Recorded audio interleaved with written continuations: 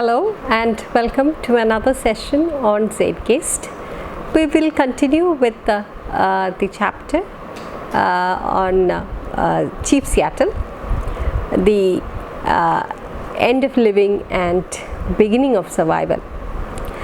So in the last video we discussed, I just spoke about the general summary of this letter. This is a letter actually written by Chief Seattle, addressed to the governor, the then governor of Washington, in fact, Sir Isaac. This is based on the letter. This has become a speech now, and there are several translations of this. This was written in the Native American language and hence translated by several people. In your textbook you have two translations. The one that you have to study is by Ted Perry, and the one that is given to you for a comparison is by Henry Smith. And you will also have to do a comparison between these two letters. Now, speaking of Chief Seattle, where we stopped, there are certain things that, or rather religious practices that you have to understand about these Native American tribes. Now, these Native American tribes are quite different from the rest of the mainstream religion or mainstream culture and tradition. The mainstream culture here is a reference to the European culture. Their culture is different, the Native American culture is different, and so are their beliefs as well. Their beliefs on religion, their beliefs on death, their beliefs on tradition, culture are all different from that of the Europeans or the white settlers. Now, many religious traditions, but not all, put forth an explanation about what happens after death. There are many religious traditions which claim that there is an afterlife of some type and that death is not the end but just a transition. In some culture, life is seen as being, the death is being similar to life, while in others, or there are several others who consider life's possibilities based on a person's actions in his life. That is, what happens to that person when he dies depends on his karma. The Hindu philosophy says that whatever you do here, the karma you will have to face, it depends on that. Your afterlife will depend on that. Christianity believes in life, the life after death as going to the heaven or the hell, and same is the case with Islam as well. Buddhism has a different other philosophy. It's all about the nirvana, and so on and so forth. So several religion has several explanation to what happens after death. Native Americans also have a different belief. They exhibit reverence and respect for life. Everything is sacred to them. Everything, including dirt, including the sand, rock, trees, animals, everything is sacred. So death is also a sacred thing. Death is considered as a natural occurrence within life, something to be accepted rather than to be feared for the Native Americans. Rather than disconnecting the dead people or disconnecting with the dead, the Native American people continue to have a relationship with them. From the Native American perspective, death is not a defeat. In Christianity, death is the defeat. Death is considered as a defeat or a defeat of sin Okay, but in Native American perspective, death is not a defeat. It is not the result of offense against God or some other form. Rather, it is a common fate that happens to all, to everything and anything, not just the humans as such. So it should be pointed out that in several hundred native Indian languages, there was not a single word. I'm speaking about native Indian languages in the sense as of Native American language. They were also called the Indians, the Red Indians, for instance. So in the native Indian languages, means Native American languages, there was no single word which could be translated as religion. Again, that is also one important thing that you have to bear in mind. Again, it does not mean that the Native Americans, that is the Red Indians, does not have a religion. They do, but it is different. Rather, it shows that religion was not a separate thing. For them, religion is not a separate entity or separate category of life. For them, it is closely integrated with culture. At the beginning of the European settlement or the beginning of the European invasion, there were about 500 religions in Native America, 500 different religions in Native America. Therefore, it is difficult, or if not impossible, to make a broad generalization about the traditional American Indian beliefs, especially about concerning death, since there were so many religions. For many American Indian cultures, the focus of religion, particularly the ceremonies, was on maintaining harmony with the world. The focus thus was on living in harmony today and not about death. Now, I'm saying all this because this has a lot to do with the understanding of the letter as to why Chief Seattle has written such an inspiring letter to the governor. Because if you don't understand the culture of Native America and how they consider death, there is an instance where Chief Seattle says that he does not want his name to be, they decided as a reverence to, because Chief Seattle was a friend of the English settlers also. He did help them in several ways. He maintained peace with both the Native Americans and the European settlers. He did not go into unnecessary wars, and therefore he was liked by both the Europeans as well as his own people. Now, the Europeans wanted to show respect by naming a particular place, this particular place, after Chief Seattle, and Seattle refuses. Why does he refuse? Now, that is why I am giving you their perspective on death.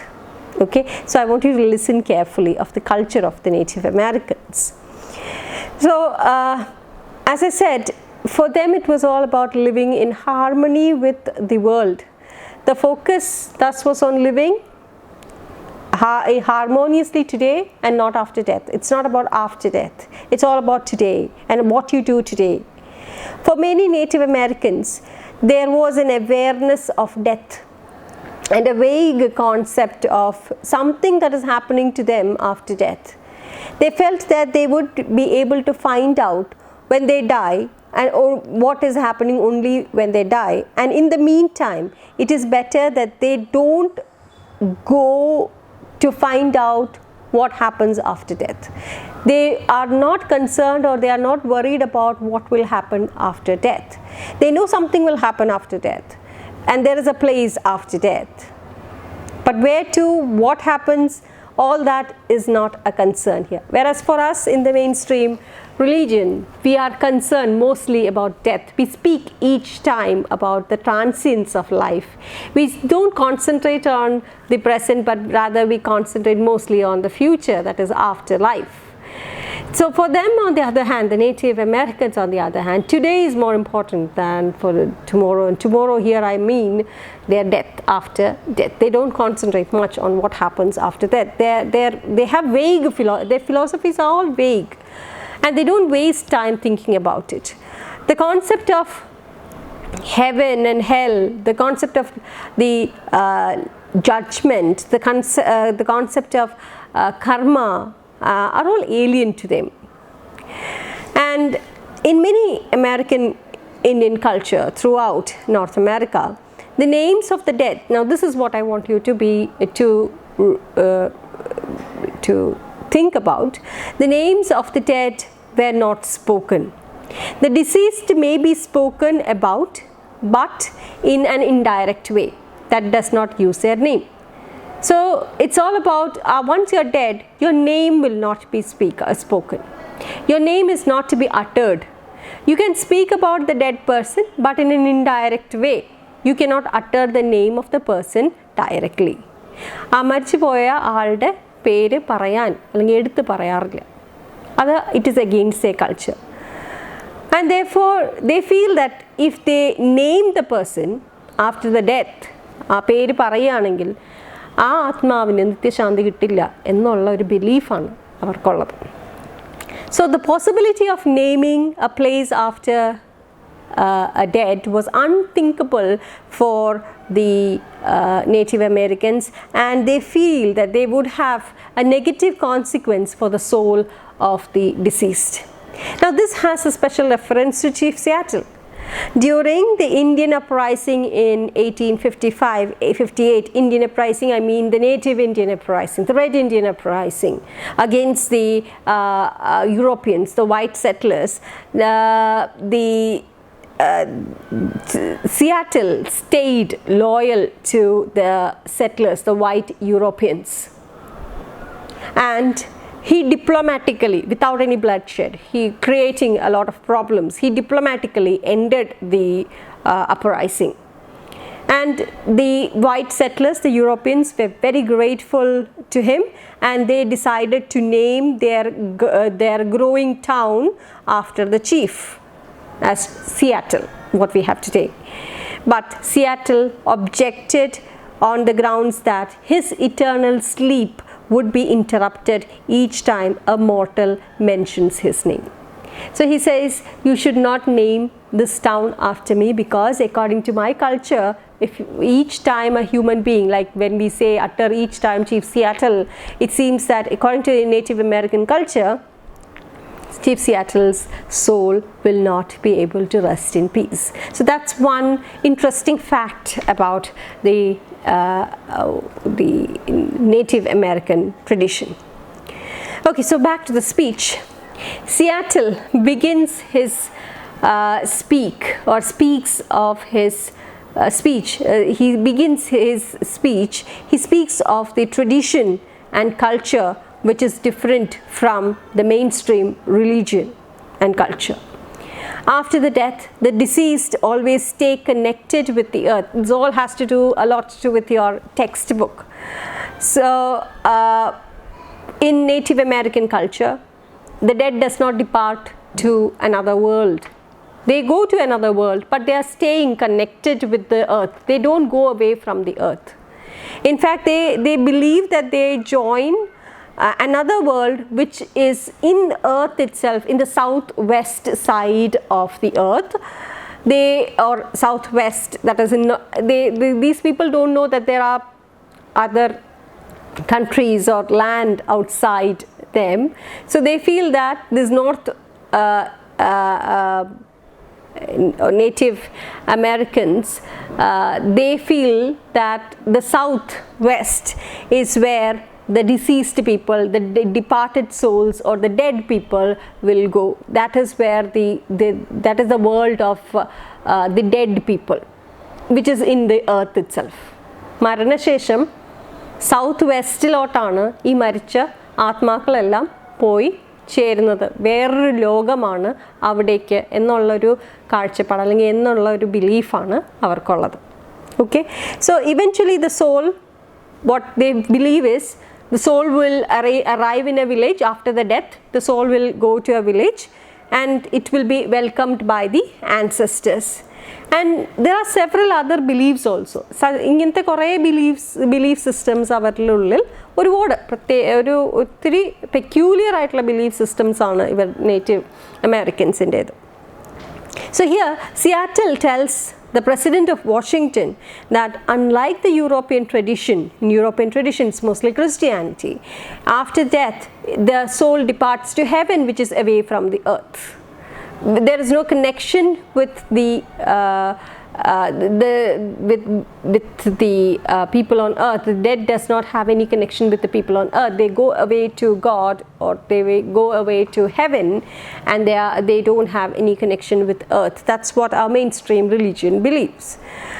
That is, the dead man forgets the earth, their country of birth, where they that is their country of birth, their family, their relatives, and they reach the stars, which here is an assumption to heaven. The dead Native American people, on the other hand, they do not leave the earth. They are permanent here and become a permanent part of the earth. For instance, look at the line which states that the white man's dead forget the country of their birth when they go to walk among the stars.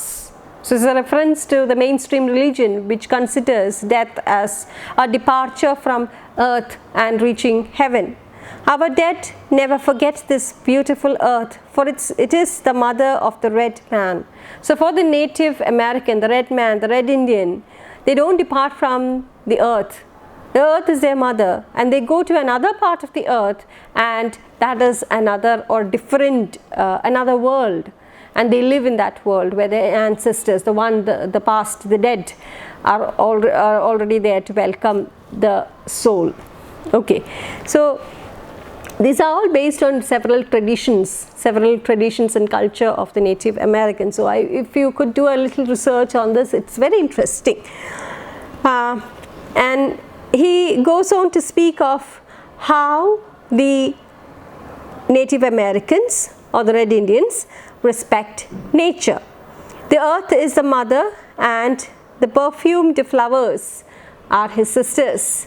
The animals are his brothers and bees, and not bees. The deer, the eagle, the horse, all are their siblings. Even the mountains, the rocky crests, even the beautiful meadows, the little pony that runs around, the little horse, the little pony that runs around, the body heat of it, and the man, all belong to one and the same family. There is no differentiation here, and there is no distinction between him and nature as well.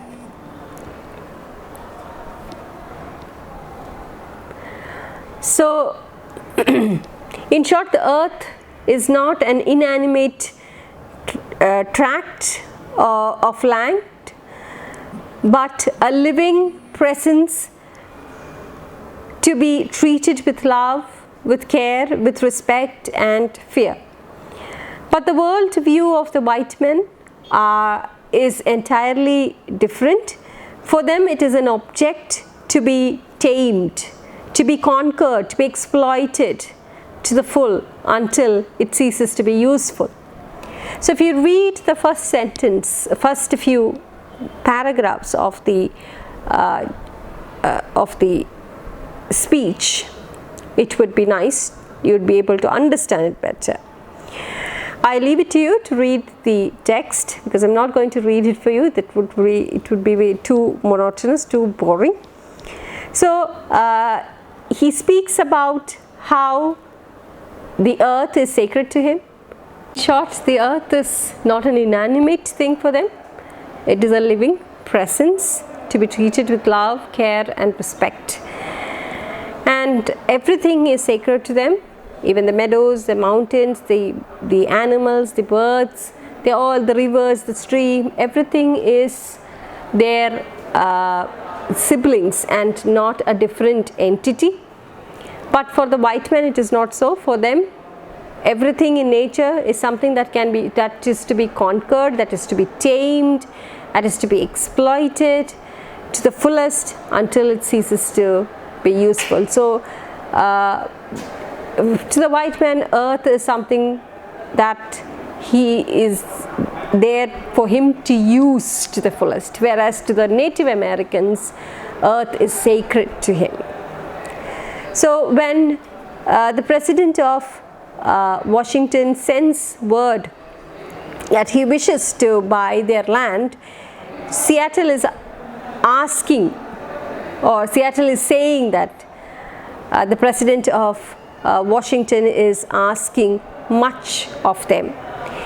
He is asking not just the land, which is a piece of land, merely a piece of land. To the Native Americans it would be just a piece of land, but to him it is their home, it is their life, it is their environment, their culture, it is they are asking a part of him, which is very difficult to be ripped off and given. So to him the place is not detached, it is attached, it is close to him and to his family. And he says, how can one sell one's own family? And therefore he speaks, or he requests the president here that if he is to sign the treaty, if he is to say okay to giving the land, which is not an easy thing for them, it is a displeasing one and very hurting, very difficult to part with, but since they don't have, they are helpless, the Native Americans, they are helpless under this British rule, or not the British rule, the European rule, in front of these European white settlers with their crazy guns. The Native Americans, all they have are their bows and arrows, and they are nothing in front of these men. Even the technology, as I told you, their technology, they are still, you can say that they still lived in the Stone Age.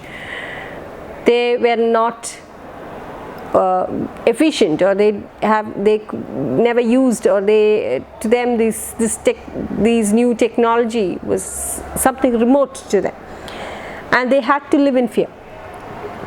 So when they are helpless, when they have to give their land, Chief Seattle says that he would give it to them on one condition, and that condition would be that they should promise to take care of the land and not pollute the land. The president of Washington has also promised them that they would be given a land where they could live instead. When they are taking away this part of the land, they would give away, the president of Washington would give away, or would give them another piece of land where they could live harmoniously, and they would follow all the rituals, and they will be able to follow the rites and the rituals and other cultural practices. But still the sale is going to be difficult, as the pangs of parting, the heartbreak, the pain of parting is with such a dear and sacred place is excruciating. The chief, however, gives several conditions before they part with the land. He says that if at all the transaction is to be made, then they should remember that the land is sacred and inviolable. They should also teach their children the same. The shining water that moves in the streams and rivers is not just water, but the blood of their ancestors. Now you must also remember that these tribes of the Chief Seattle, they had different cultures altogether. The Native American culture And as I told you, technologically they were still living in the Stone Age, and they had very little knowledge of metals. Okay, they use the indigenous materials like bones, shells and stones and wood to make sophisticated tools. They used canoes. Canoes were used for river and ocean travel. The environment was abundant provider of food and other resources. Their skilled and beautiful art is appreciated by many, but with the arrival of the first European or the Euro-American Americans, the destruction started. The destruction of the indigenous native culture started with these European settlers. The environment changed with intensive logging operations. Several trees were cut. The rivers were polluted. Epidemic diseases and the Europeans tried to spread Christianity, which means the end of their tradition, their religion. And several villages were wiped out, and in some areas even 90% of the population died. Several treaties were written and several land were taken away from them. They became homeless. They started becoming homeless. The ancestral tribe, they lost their home, which was dear to them, which was their own before the coming of the European settlers. So the Native American culture were overwhelmed by the new civilization. Small fraction of the indigenous culture survived, and these invaders, in front of these invaders, they could not, they had to protect themselves against their abuses. Even today, some of the indigenous tribal members are still struggling to seek recognition for the rights they received when signing the treaty more than 100 centuries ago. So Chief Seattle is addressing the problems, and he asks the President of Washington to promise that they would take care of the land, that they would not pollute the land. So this is the reason as to why he tells them of the land and the pollution and all that. He brings in all these things because he has seen the white settlers pollute their. So that's it for today. Thank you and keep safe.